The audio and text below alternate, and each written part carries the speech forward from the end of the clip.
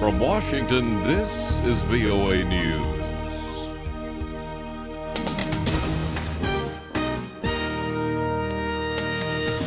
Coming up, airstrikes on Islamic State targets in Syria, new attacks on Ebola workers in Guinea. President Obama is urging Islamic State fighters to, in his words, leave the battlefield while you can.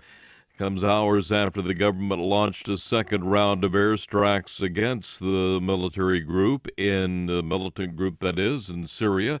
Also called on the international community to join the fight against the militants. The words spoken here today must be matched and translated into action, into deeds, concrete action within nations and between them. Not just in the days ahead, but for years to come. For if there was ever a challenge in our interconnected world that cannot be met by one nation alone, it is this: terrorists crossing borders and threatening to unleash unspeakable violence. The UN Security Council, at a meeting chaired by President Obama, has unanimously passed a resolution cracking down on the flow of foreign fighters to militant organizations such as the Islamic State group. Mr. Obama opened the session by voicing solidarity with France after one of its citizens was kidnapped and beheaded by jihadists in Algeria linked to the Islamic State. A Red Cross team was attacked while collecting bodies believed to be infected with Ebola in southeastern Guinea. Family members of the dead initially set upon the Red Cross volunteers and vandalized their cars. Eventually, a crowd went to the regional health office where they threw rocks at the building. The attack is the most recent in a series that have plagued teams working to bury bodies safely, provide information about Ebola, and disinfect public places. This is VOA News. Hundreds of Islamist extremists have surrendered in Nigeria following the military's recent air and ground attacks against the Boko Haram militant group. The Nigerian Defense Ministry said Wednesday it has killed hundreds of insurgents in the country's northeast, including Mohammed Bashir, identified as a double who posed in videos as Boko Haram leader Abu Bakr Shekau. The military has claimed Shekau was killed in battle last year.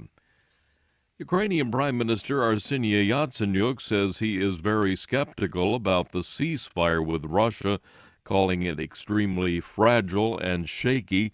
Mr. Yatsenyuk told an audience of the Council on Foreign Relations in New York Wednesday that Ukraine could easily deter separatists and restore peace in the country, but he said its armed forces cannot fight against the well-trained and well-equipped Russian military.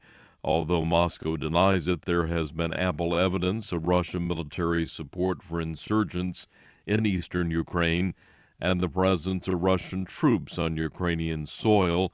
NATO says some Russian troops still remain.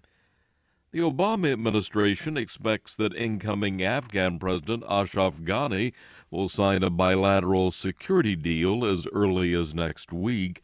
That deal allows U.S. troops to remain in Afghanistan beyond this year as part of a NATO-led training and advisory mission.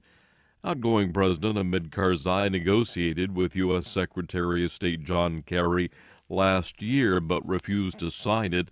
Mr. Ghani and his unity government partner Abdullah have both pledged to sign the pact.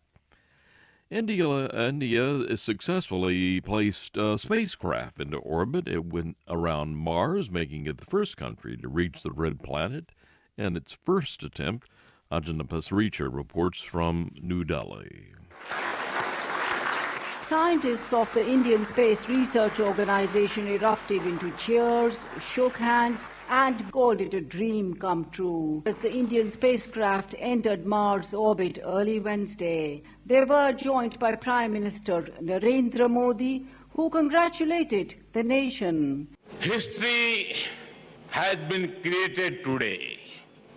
We have dared to reach out into the unknown and have achieved the near impossible. India has dubbed the ambitious project a technology demonstrator, showcasing the nation's ability to conduct an interplanetary mission put together by its own scientists. Anjana Pasricha for VOA News, New Delhi. Hardline Indonesian Islamic group has staged a demonstration against the expected elevation of a Chinese Christian to the post of Jakarta governor next month. Basuki is currently deputy governor, slated to take the top post when the current governor, Joko Widodo, is sworn in as president next month. Get more news at voanews.com. That's the latest world news from VOA.